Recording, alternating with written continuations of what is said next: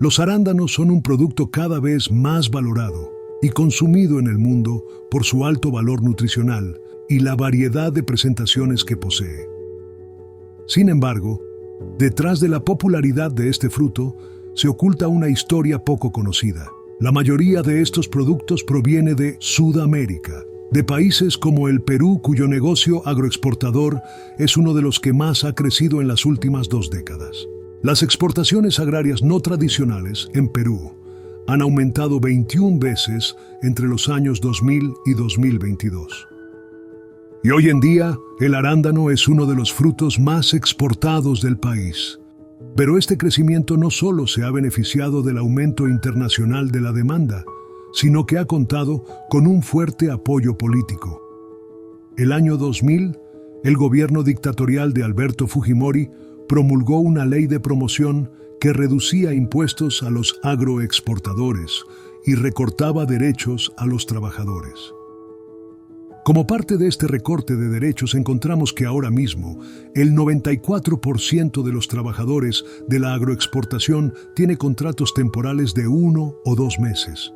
Esto no solo tiene a los trabajadores en constante angustia, sin ninguna estabilidad, sino que también a ello se suma una modalidad de contratación cada vez más común entre las empresas, que intensifica la explotación: las órdenes de prioridad, que establece que si los trabajadores no cumplen las metas de producción establecidas, son clasificados de forma negativa y pueden quedar sin trabajo 1, 2 o más meses, sin considerar su antigüedad ni su derecho al trabajo.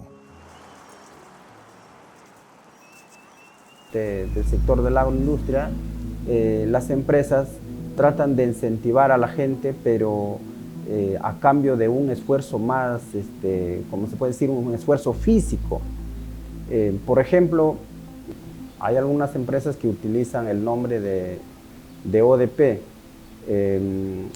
orden de prioridad, ¿no?, a los trabajadores que avanzan más. Eso también es un grave daño que se le hace a la gente, porque es un maltrato psicológico. Estas metas crecen constantemente, sin ninguna regulación, haciendo que el trabajo sea cada vez más extenuante e insoportable.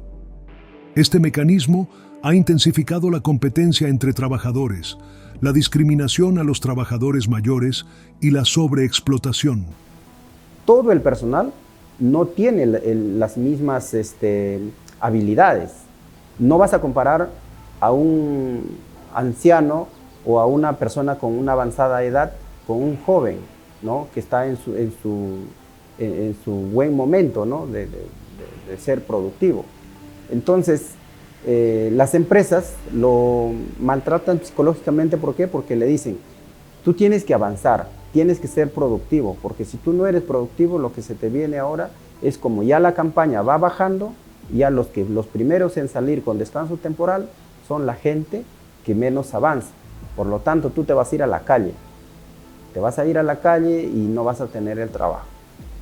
Y pues la empresa no va a querer que todos los años sean iguales, o sea, tiene que entender eso. Pero no lo entienden los empresarios. Como consecuencia, la productividad laboral ha crecido de forma constante. Pero eso no se ha reflejado en aumentos salariales para quienes generaron toda esa riqueza. El salario no es suficiente, porque yo sé que de exportación que hace la empresa se gana bastante dinero, ¿no? Para una remuneración básica, que ahorita está caro las cosas de colegio, útiles para los escolares, ¿no? Y otros son que no más arriendan sus cuartos, que a veces sale para su alquiler nomás y su alimentación, pero para su ahorro no les queda, ¿no? Mientras entre 2008 y 2021, las exportaciones aumentaron 314%. En el mismo periodo de tiempo, el salario subió solo 34%, aunque por debajo del aumento del costo de vida, que creció 54% en ese periodo. Como hoy en día, como bien es cierto, saben que el día de hoy el sueldo del mínimo de los trabajadores es un promedio de 1.025, que es un sueldo que sabe ser mensual. Imagínate con el sueldo nosotros que sacamos a veces quincenal, unos 700, 800 soles, no nos alcanza para la canasta básica, que hoy en día está todo caro. Y eso no nos alcanza, porque nosotros tenemos hijos que están estudiando en universidades y ese sueldo no nos alcanza pues, hoy en día. El año 2021, el salario promedio en el régimen agrario fue de $329. Este ingreso es menor al costo de la canasta básica mínima de un hogar para no ser pobre, que fue de $408. Las que más sufren esta situación son las mujeres trabajadoras, quienes denuncian que, aprovechando la inestabilidad laboral, las empresas no renuevan contratos a las obreras embarazadas. Bueno, nosotros como sindicato tenemos un convenio que se debe considerar a las embarazadas, pero hay ciertos encargados que no tienen esa consideración. Les mandan a hacer las labores. Por ejemplo, en los fundos mandan a cosechar. Las embarazadas cosechan. Con este clima, el calor, la distancia que tienen que caminar, les afecta, pero igual tienen que hacerlo. Hay un problema, que cuando las empresas resultamos embarazadas, y no es con una, es con muchas, ¿ya? Resultamos embarazadas y no te quieren dar el trabajo. Es como si te dirían, ya resultaste embarazada, pues hoy sí, mejor te vas a tu casa.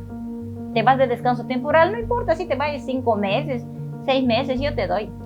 Pero si ya dejaste que pase esos meses, también no te va a tener la empresa. Va a decir, no, tú ya has quedado mucho tiempo fuera de la empresa, así que te me vas. Mejor presenta tu carta de renuncia y vete.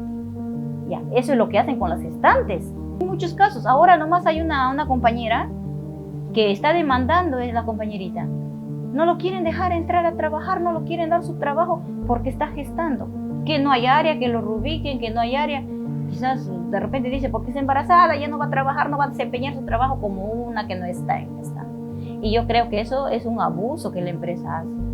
Tampoco se cuenta con políticas que aseguren que las mujeres con hijos accedan a lactarios, guarderías y trabajos adecuados, lo que puede generar situaciones de riesgo para sus familias. Hay madres que trabajan en las empresas. Usted sabe, a veces en las empresas salimos tarde de trabajar, tenemos que dejar a nuestros pequeños con vecino, vecina o alguien que lo cuide, ¿no? Porque lamentablemente a veces llegamos muy tarde a casa. Y si tú lo vas a dejar en una guardería lo cuidan hasta tal hora nada más y de ahí no hay con quien se quede. Y yo creo que ahí la empresa debería de tener conciencia y ver, ¿no? De tratar de felicitar a la trabajadora de salir más temprano. Muchas de ellas siguen enfrentando grandes dificultades para criar a sus hijos debido a las duras condiciones laborales de las agroexportadoras. Sí, justamente hace poco pasó un hecho donde hubo una mamá que trabajaba en la empresa y por llegar tarde a casa, porque ellos tienen un horario de salida, y no llegó la movilidad a su hora que debe ser. Mientras no llegue esa movilidad, la trabajadora, ¿qué tuvo que hacer? Esperar nada más que llegue la otra movilidad. Lamentablemente se hizo tarde, llegó muy tarde a casa, en la cual hubo un accidente que su pequeña niña se quemó, ¿no? Porque no hubo quien lo cuide. Y yo creo que eso sí nos perjudica un poco como madres llegar tarde a casa, ¿no? En el contexto de la agroindustria peruana, es común que ante violaciones directas a los derechos laborales, los trabajadores no denuncien por desconocimiento o por temor a ser incluidos en una lista negra y no ser contratados por otras empresas.